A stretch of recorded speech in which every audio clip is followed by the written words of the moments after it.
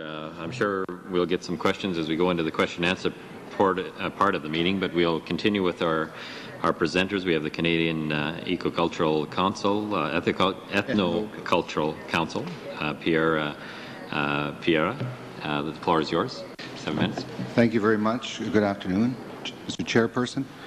Founded in 1980, the Canadian Ethnocultural Council is a non-profit, non-partisan coalition of national ethnocultural umbrella organizations, which in turn represent a cross-section of ethnocultural groups across Canada.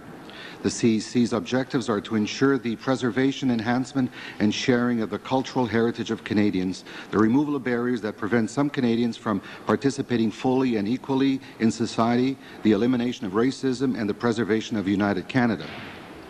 While my notes don't suggest it, we have 32 member organizations, and they're all national organizations. It is a cliche, but one worth repeating. We are blessed to be living in a wonderful nation with such a diversity of people. They are our strength, and our diversity will continue to define us as we seek to build and bolster our economy.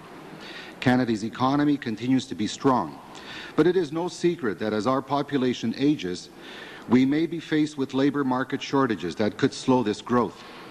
In the past, we have looked to immigration as an answer to this challenge.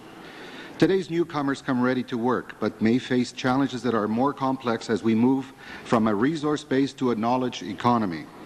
Systemic barriers to full inclusion for Canada's ethnic and racial communities still exist. Language barriers, lack of training opportunities, recognition of foreign credentials are some examples of obstacles that impede immigrants from joining the labour force.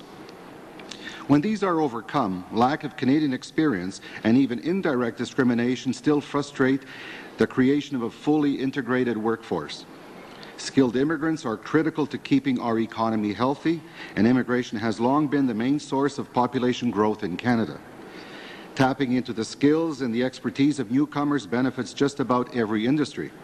As an immigrant myself, I see both sides of the coin, and I know that immigration is also good for those who choose to leave their countries of origin and come to live here. They may even sacrifice high-paying jobs to do so. Can Canada do more to attract immigrants? Yes, and we will need to. We need to acknowledge that it takes a lot of courage to uproot a family and come here. I believe we need immigration reform that creates an even more welcoming environment with reductions in lengthy processing times, enhanced language training, and anything else that will help ease the transition from newcomers to productive members of society. In addition to competing globally for trade, Canada is competing with other countries for people. There is a lack of skilled workers worldwide, a trend that has been increasing for years. As an example, many of our member organizations have been telling the government since the 1980s that we need more people in construction and that immigration is one way to fill the gap. Today, the potential immigrants we could use in this sector from countries such as Ireland and Portugal, to name but two, are staying where they are because there is such a shortage in the European Union. We need to promote that coming to Canada is a more attractive option, and it usually is.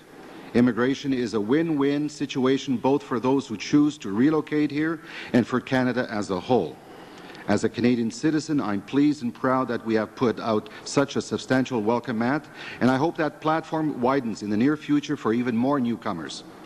The Canadian government is promoting its controversial bill by including in Part 6 in C-50 immigration amendments to the Immigration and Refugee Protection Act by promising that it will reduce our current backlog of some 950,000 applications, produce faster processing times, and make our system more responsive to Canada's labour market needs.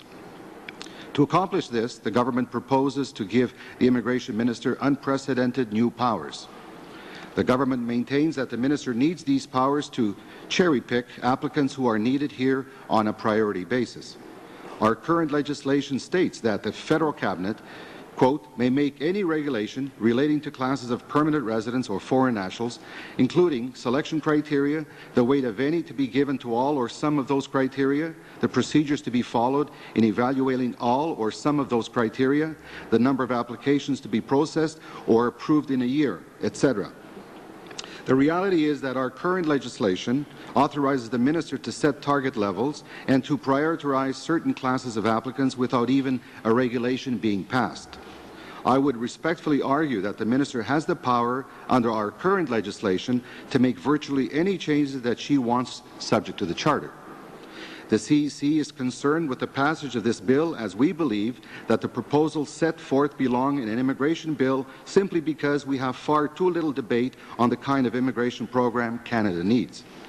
If the bill passes as presented, this Minister and others who will follow her would be free to govern by decree and eliminate public debate on immigration policy. We do not believe that the publication of the Minister's instructions in the Canada Gazette would be no substitute for an open debate.